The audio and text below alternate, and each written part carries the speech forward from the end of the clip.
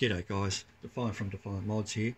Quick little video just showing us how to run your power switch from the rear of your Ender V2 to the front of your Ender.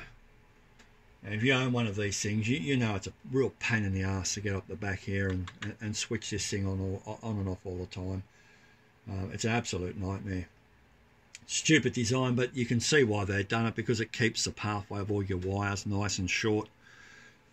And then they're not responsible for any shorting out or any wires running through your extrusion. Makes sense, but you know, yeah. So firstly, for this mod, the first thing you're going to need to do is acquire a loom. Now I just make these up using spade connectors.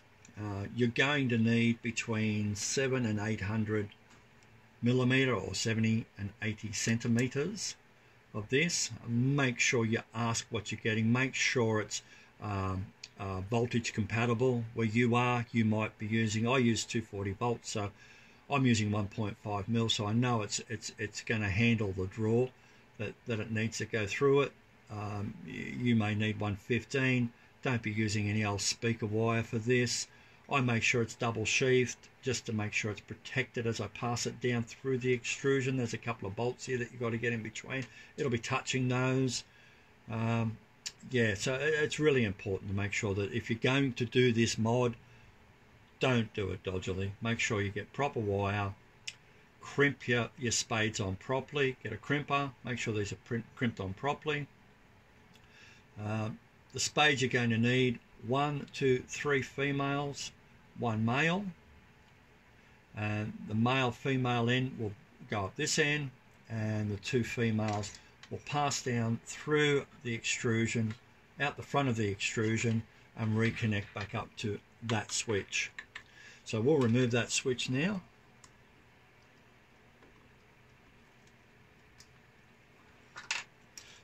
You'll notice that there's a bit of wire in here, and it just sort of, that's, you can remove this completely, and then you're going to use the male from here to connect up to there. The female will go into the old one. Hopefully I'm not blocking this, like so. Push that through. I've yet to print a little spacer or a cap for here. You can do it later if you like. I haven't seen anything on Thingiverse. I may attempt to have a go at it later. Pop your female on there. Make sure it's all secure. The other thing you're going to need is a few zip ties just to tidy it all up, and some zip tie mounts. You can print these. There are ones on Thingiverse if you want to color coordinate. That's something I may do down the track too. So this is just to keep this tidy and out of the way of the power switch. There is a panel you can print for here. A good time to do this upgrade is when you're going for the quieter printer upgrade. Some larger fans here and here. I'll link all this in the descriptions where to get the larger fans, etc. But it's a good time to do the whole lot together. You can print this extra cover, covers all that. I don't print it anymore. Zip tie that into place. Pretty easy. The other thing you're going to do is when you remove this back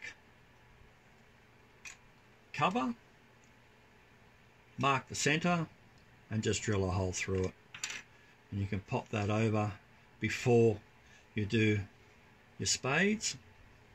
Now, the little thing that I've taught myself to do, because I've done this before and it's a real pain in the ass, is I'll just tape these to a little poker stick,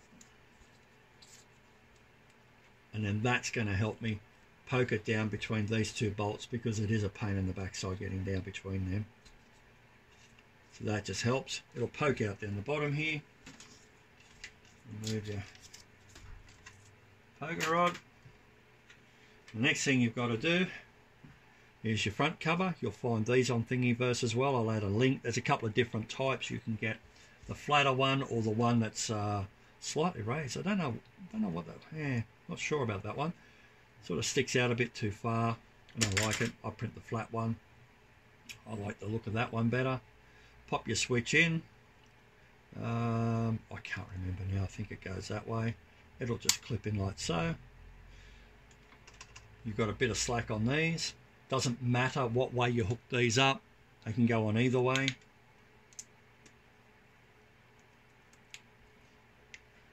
Grab your top, pull it back through. That will pop into the front. You've drilled your hole in the back to make this end nice and neat. Bring that back around, pop it in the back. And that's pretty much it, guys. You can see I've got a bit of excess. I can either poke that down into there just to get rid of it, or I can do some more cable management around the back, or you can drag it back down into here and then tuck it down behind these wires. It's up to you how you want to do it, but that's pretty much the gist of it. It is a really quick and simple mod. Again, make sure you get the right wire. If you're so inclined, you can put a bit of split loom over it if you want to tighten it up with a bit of split loom. You can use a little bit of the braided stuff if you want to go with the braided look to keep in theme with the rest of it. You'll put your cover back on, you'll zip tie this back up, and she'll look beautiful. So in through the back, as you can see. Too easy. Tidy that up. Spin her around. And one remote front button. Life's a lot easier now. Enjoy, guys. Cheers.